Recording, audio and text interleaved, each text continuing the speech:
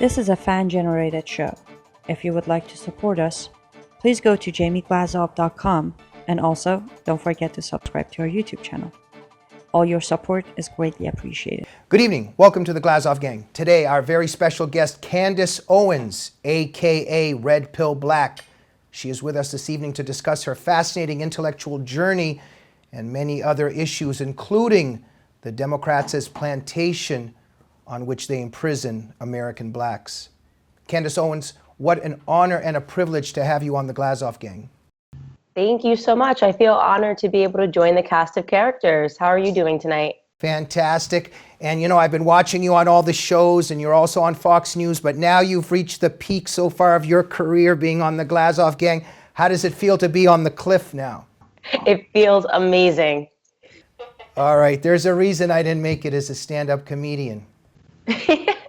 Okay, Candice, let us begin. Now, look, I apologize because you've probably told this story many times, but many of our viewers might not know.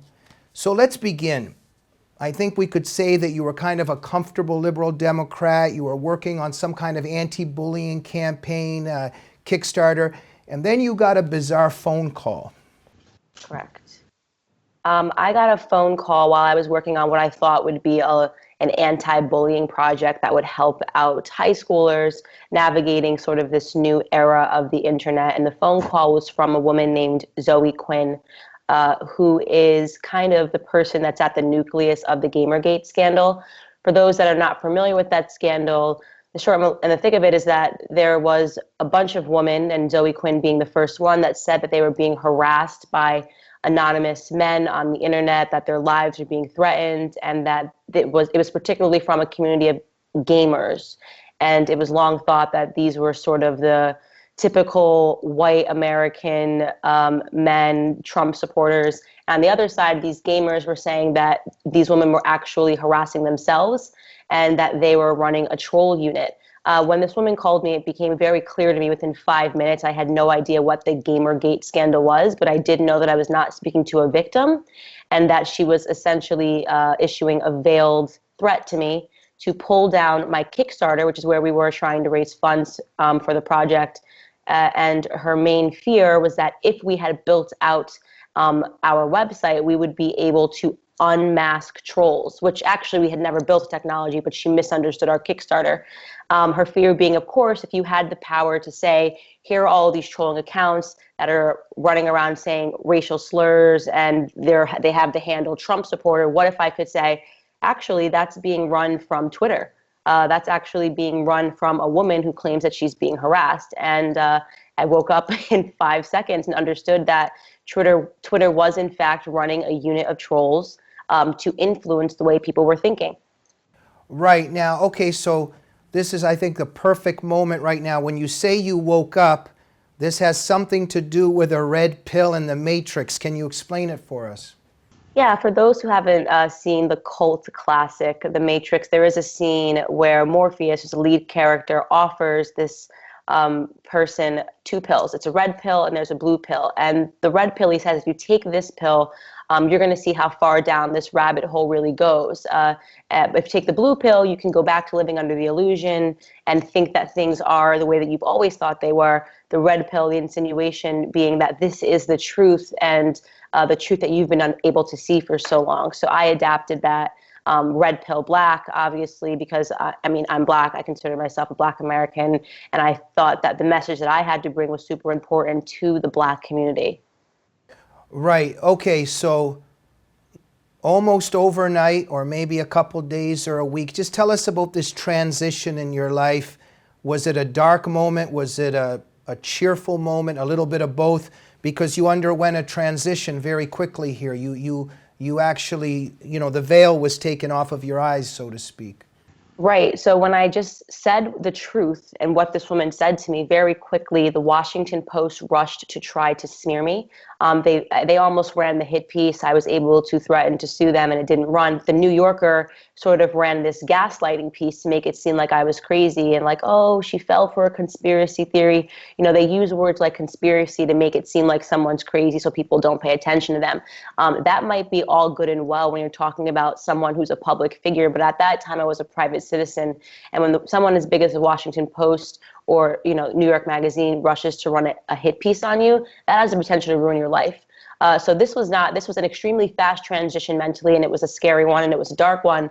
And it completely rocked my world. I mean, I thought one way my entire life. I was talking to the Washington Post because I believed in them. I was a journalism major in college, so you can imagine how much they are praised just from a historical standpoint. And, not many people know that Jeff Bezos went ahead and purchased that, the Washington Post, just ahead of the election. So it no longer is sort of this fairy tale journalistic endeavor. So I actually, after this, I instantly dropped the project. I understood the horrors of that. If I built something, it was going to be utilized as a weapon against the right. It took me a full 18 months to reemerge. I kind of had to really think through everything and to kind of reassess and swallow everything. And again, when I made this, I was never interested in getting into politics, but I felt a fire burning in my belly. Once you know something that is true, how do you not want to bring that truth to market? Right, Candace, a lot of respect goes out to you from my heart. My background, parents from the Soviet Union stood up against the Soviet regime. We grew up here. The left just persecuted my family. At grad studies, I was openly for Ronald Reagan. And I'm not kidding. I'd be walking towards the grad studies department, and everyone's talking, laughing, celebrating, and I walk in and the whole place just goes quiet. Because the Ronald Reagan supporter was here, and I was more evil than Stalin and Mao Zedong. And so I understand very well this journey you're on. David Horowitz, I think, told it best in his memoir, Radical Son. I mean, the left is very unforgiving. You lose your community. And they're very vicious. Can you tell us a bit about that? It's very, very courageous to leave the left. Right. So what I say about the left, and by the way, was I a liberal? Yes. And I always describe that as a subconscious liberalism, which is that I was not out there wearing a pussy hat, marching and saying all of these sort of hyperbolic statements. But I just assumed after many years, if you're not someone that's in politics and paying attention to things, you just assume that because you're Black, you have to be a Democrat. And that's sort of this indoctrination that occurs for our community from the time we are in grade school. We are conditioned to think the Democrats are our heroes, the Republicans, or anything that's against the Democratic state is essentially racist and sexist, and they don't want to see the advancement of colored people. What it comes down to is just not knowing our history. We didn't learn our history correctly, so being able to break those chains of thoughts is incredibly hard. And as you mentioned, yes, the left and Democrats, they are a party of absolutes. They are absolutionists. So even if you agree with them on 95% of issues, if you don't agree with them on just the other 5%, they are willing to spit you, to kick you out, and to call you the most extreme names imaginable. You are with them or you are against them. And so let's get to that name calling, because what fascinates me, but I guess doesn't surprise me at all, because when we know what the left is really all about, it's not a surprise. But from face value, they're against racism. They're against racism. I mean, Candace, tell us about some of the names you were called by the people that posture that, racism is really the thing that, worries them the most. Right. So I went into it consciously again after 18 months. So I knew instantly, just looking historically and following some of the greats, that the first thing that happens when you become an educated Black person is that you will get called an Uncle Tom, you get called a Coon, you get called a bedwench, and all of these really terrible names. They've essentially programmed Black people to reject Black people that have made it off of this thought plantation. And that is exactly what happened. It was a level of nastiness from within our own community. And it's just, again, it's subconscious, it's programmed into them, and they can't even understand why they reject it. It's just what they've been taught for so long. And the Democrats are the ones that, in my opinion, they've created this system of racism, and they have everything to lose if racism is broken. Look, I'm not sure, even in our culture, what words anymore I'm allowed to say or not. But, for instance, the word COON, Candace, where does that come from? Give us a bit of that background, and why are the Black people who want to succeed and and do better in life, why are they called those names by other blacks? Yeah, it's interesting. I don't even know the history of the word, and what I've learned in this journey is that if you're out of the States, everyone has a different interpretation of the word coon. When I was growing up, I just learned that a coon was interchangeable with the word Uncle Tom. And by the way, if anybody even knows the history of Uncle Tom in the book, he actually wound up being a hero, but they don't even know that. Yeah, it's essentially someone who would sell out their own race to advance. And that is not at all what the people that are called it are doing whatsoever. Quite to the contrary, they're trying to wake up their own race so that their race can advance. So, Candace, could you tell us in your recent history, in terms of the racist names you were called by Trump supporters or white people, and the racist names you were called by leftist blacks, what would you say was more vicious and quantity-wise more? I have never been called a racist name by people that are on the right. They've been extremely accepting, and I think that there is a sense of relief because for so long they have been unfairly characterized as racist, and they've unfairly had to sort of endure all of this name calling by the lefts when they see somebody that is willing to defend them and not even necessarily say, hey, they're not racist, but just call out where the racism actually lies. There's a tremendous sense of relief. People on the left they're downright nasty. They're ready to play the game, and I don't blame them. It's not their fault. It is what the media has taught them is acceptable. They have taught them that if people don't think like this, it's okay. It took forever for the media to even condemn Antifa, which is one of the most violent gangs that's out right now. It's a complete joke, and they wanted to for so long protect that because apparently tyranny and violence is completely okay in the name of Democrats. Absolutely. Candace, there's something so dark here in the left, just this viciousness of how it dehumanizes and actually takes the humanity out of the individual. For instance, so in Soviet history and in communist history, they literally take people out of the history books. They never existed. Now, in this case, in terms of the black person who actually begins to think differently and not how he's told or how she's told to think, they actually try to take your blackness from you. Can you, and this is pretty dark and creepy stuff. And you have received this thing now that somehow your skin color has changed because you want to think a different way. Absolutely. That is why I refer to it as a thought plantation. It's shackling your mind, and it's telling you that this is the only way your mind is allowed to work. That is a type of ideological slavery. And yeah, it's hard. It definitely is. I say all the time, it's an uphill battle for a black person that thinks for themselves. And my highest goal is to wake up other people in the black community. So there's a huge target on my back, because if people start to respond, they really have everything to lose. If they lose even 5% of the black vote, their party would fall apart. But yeah, it's violent and it's hideous. It really is. It's hideous behavior that you see on the left the second you start to go, I have a thought and it's my own and not one that was injected into me by you guys. But now, Candace, have you been told by someone or other that you are not black anymore? Yeah, look, it happens all the time, and it cannot even be about me. You can just see it every day in the media. I watched one of the most hideous contributions to that thought was Chelsea Handler, when she had the nerve to go on TV and say, if you don't think this way, you are a black white supremacist. How nasty is that? Who do you think you are that you get to strip somebody of their history, something that was very real? My grandfather is still alive. He was branded in the face by the KKK. These were my stories around the dinner table growing up. And you get to strip that away from me and tell me that I'm not black because you, who are nothing more than a limousine liberal, a wealthy Caucasian woman who has decided that you feel so empowered by what the media has been brainwashing you with, that you can go out to black people and tell them, guess what, you don't get to be black anymore. It's disgusting. It's absolutely disgusting. Yeah, could I ask, in my own experience, of course, it's on another level, but I'll just say, for instance, I care a lot of my life. I've cared for, 7, 8, 6-year-old Muslim girls that have broken glass taken to their genitals because of what Sahih Bukhari and Sahih Muslim teach, and I want to stop female genital mutilation. Now, I've been told I'm a white supremacist because of that. It's incredible how they connect these dots.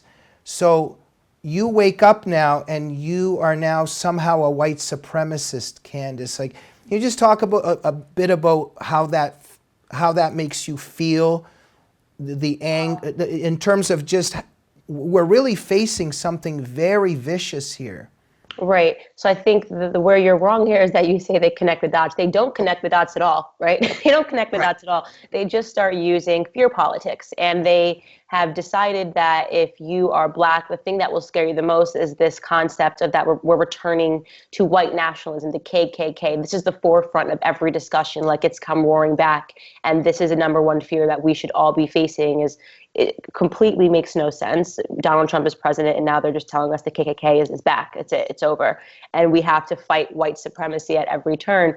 And that is fear politicking. It's vicious, it's nasty, and you are hoping that people are not mentally strong enough to outthink the repetition of the same words. White supremacy, white supremacy, white supremacy. If you say it enough times, some people might believe it's real. And we're seeing that, which is why it's now is kind of the most important time for voices like mine, particularly young African American, Black American, whatever you're most comfortable calling it, to speak up and speak out against it fearlessly. Absolutely. And look, yeah, absolutely. When I say connect the dots, I mean in their pathological world, how they think they're connecting dots that obviously do not connect in the most pathological way. So look, we're dealing with something obviously very evil here that masquerades itself as humanitarianism. But let's get to some of the facts here. Perhaps it's no surprise now, once we see this morbid evil, we see what its earthly incarnations are. So, Candace, when we look at the left and at the Democrats, what have they really done for Black people? Absolutely nothing. All of the issues, nothing positive, I should say, all of the issues that we're facing, this uphill climb, these systems that they put in place, particularly as it pertains to welfare, the system of welfare. The number one thing every Black person should be talking about right now this week is the big reveal that LBJ was in the KKK. That's what came from the JFK papers, and that is what people have been trying to tell you on the right all along. These systems that they put in place weren't to help Black people, it was to enchain Black people.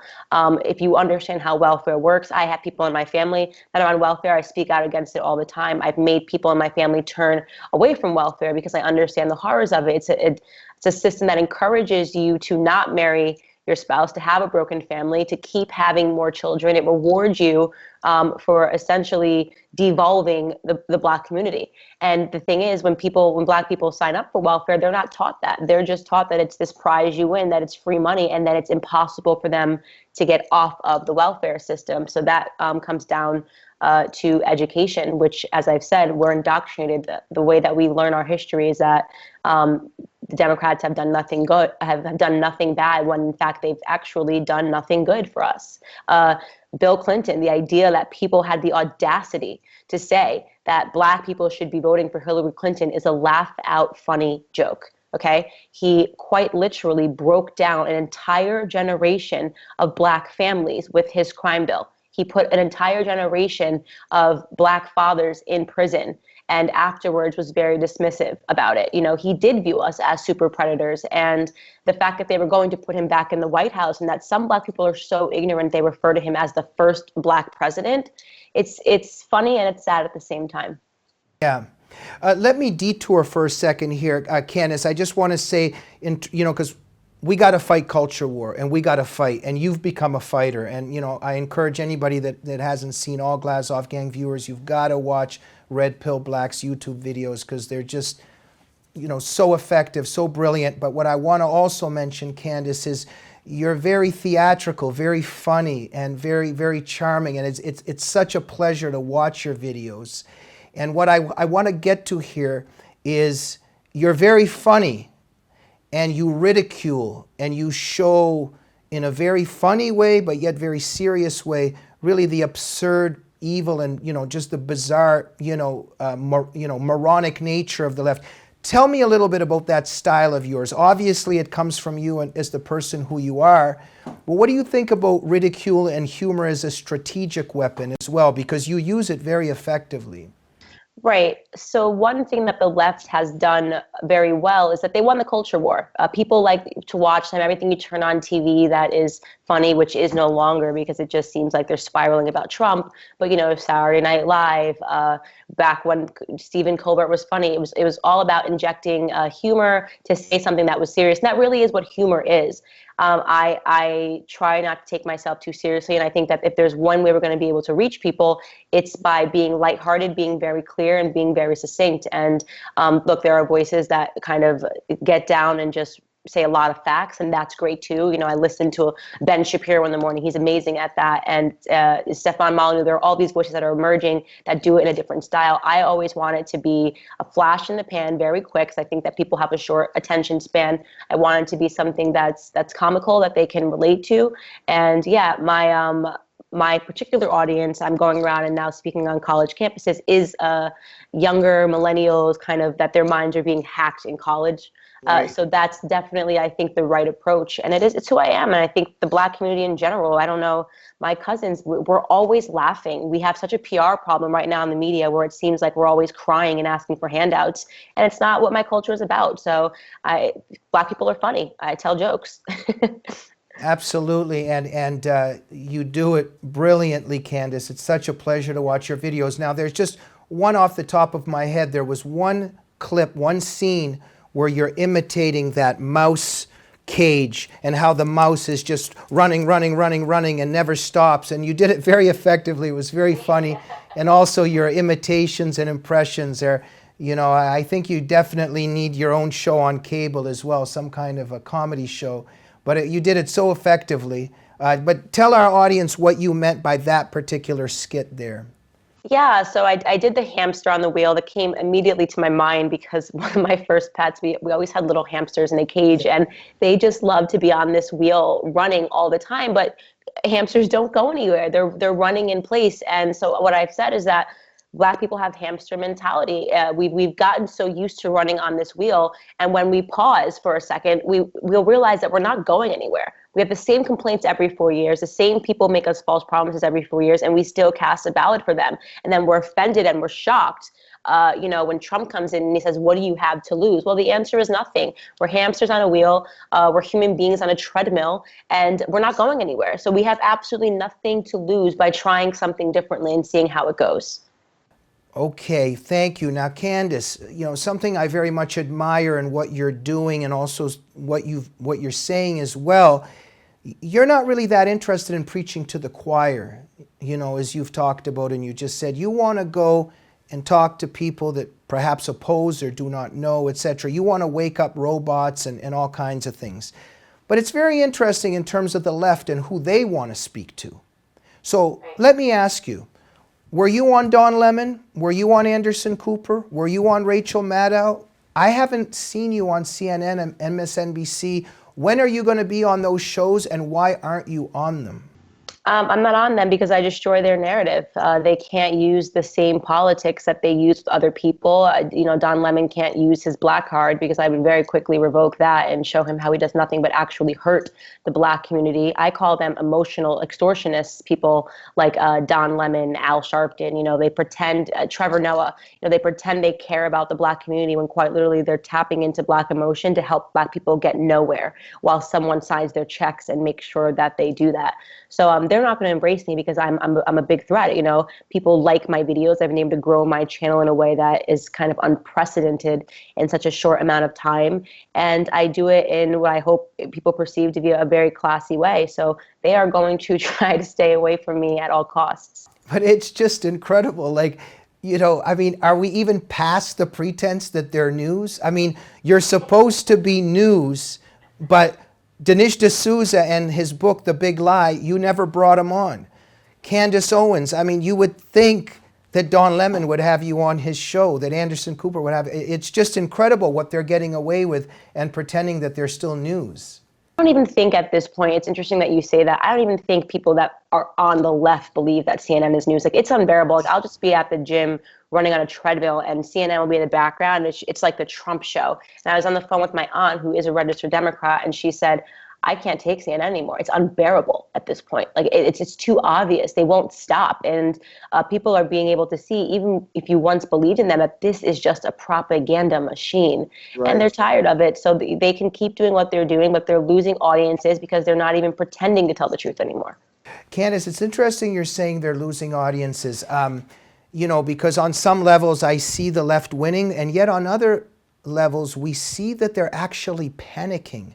And there's something happening now because they're terrified of people like you. And I think things are falling apart for them on certain levels, and they're terrified, correct? Yeah, so you used an interesting word before. You said pathological.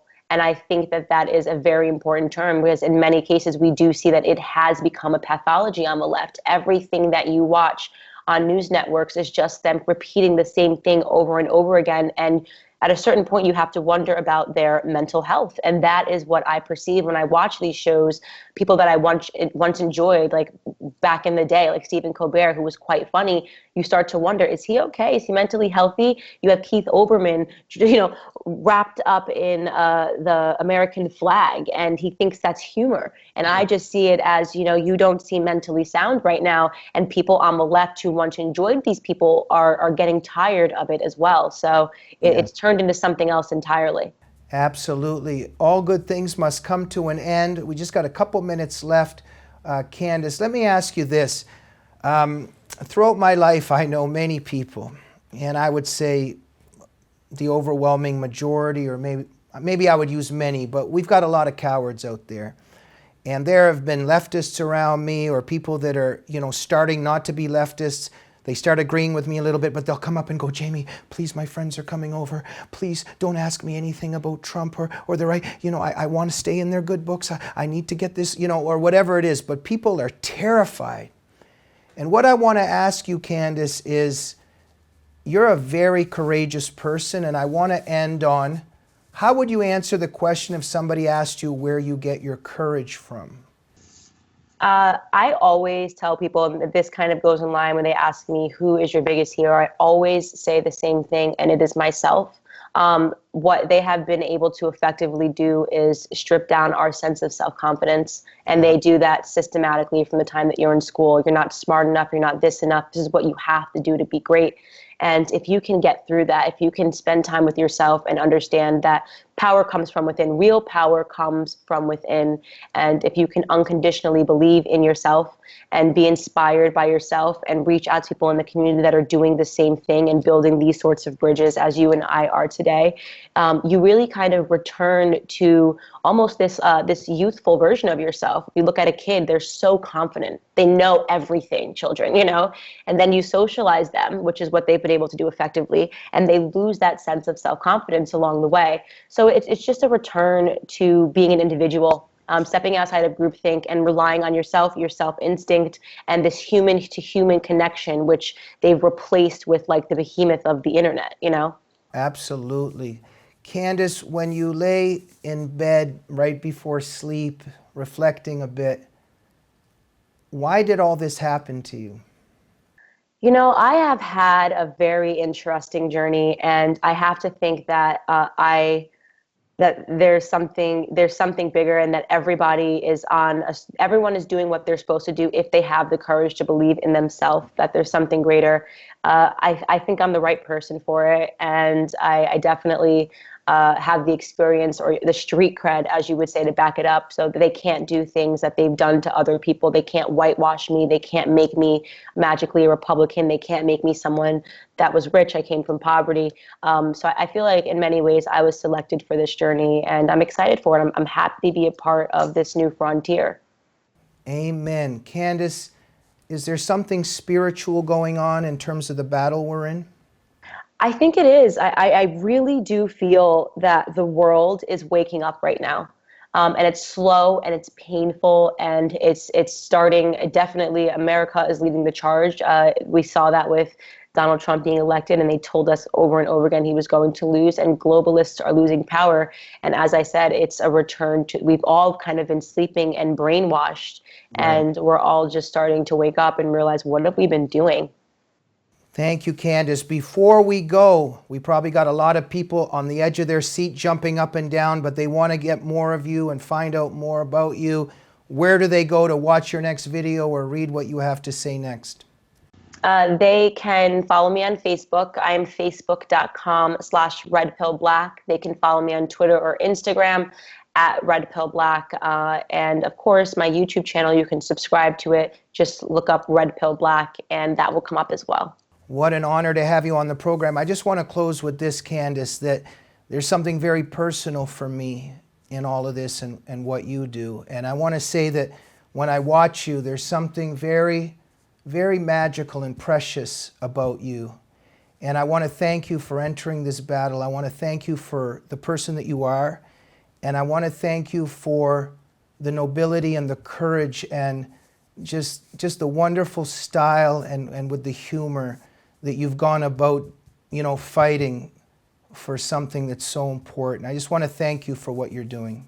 Thank you so much. Honestly, I say it all the time. I wouldn't be here if it wasn't for the people that are following me and encouraging me. And it's definitely been a tough battle, but I get my energy to keep going from people like you and the people that follow me. So I'm so grateful. Thank you so much. Thank you. And we hope you'll be back on the Glazov Gang. And now you are a member of the Glazov Gang. Yeah.